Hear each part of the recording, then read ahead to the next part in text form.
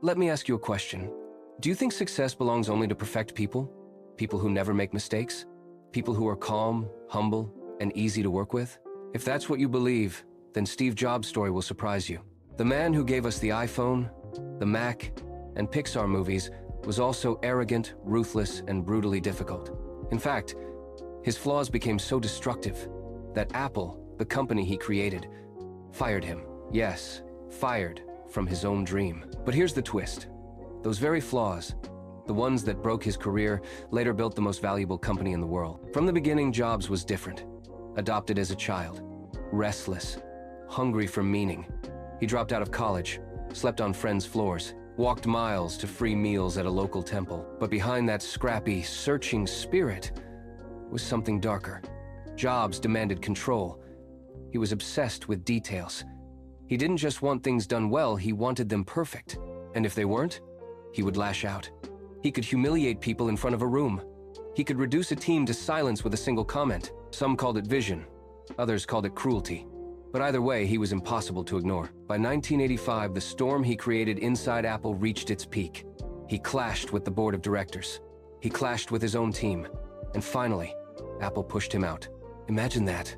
You're 30 years old. The company you built from a garage into a global brand is no longer yours. He walked away, devastated. Some thought it was the end of Steve Jobs, but it wasn't. It was only the end of chapter 1.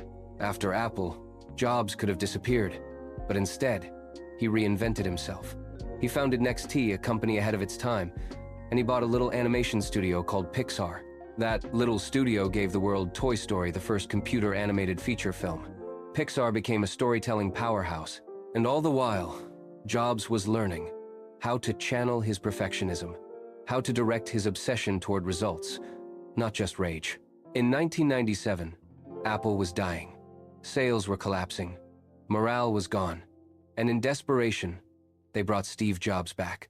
But this time, he wasn't just the angry visionary. He was battle-tested, humbled, sharper. The same arrogance that once tore teams apart was now laser-focused on products. And with that obsession came the iMac, the iPod, the iPhone. Apple rose from near bankruptcy to become the world's most valuable company. And the man who was once fired stood on stage, holding a device that changed history. In 1997, Apple was dying. Sales were collapsing. Morale was gone. And in desperation, they brought Steve Jobs back. But this time, he wasn't just the angry visionary. He was battle-tested, humbled, sharper. The same arrogance that once tore teams apart was now laser-focused on products. And with that obsession came the iMac, the iPod, the iPhone.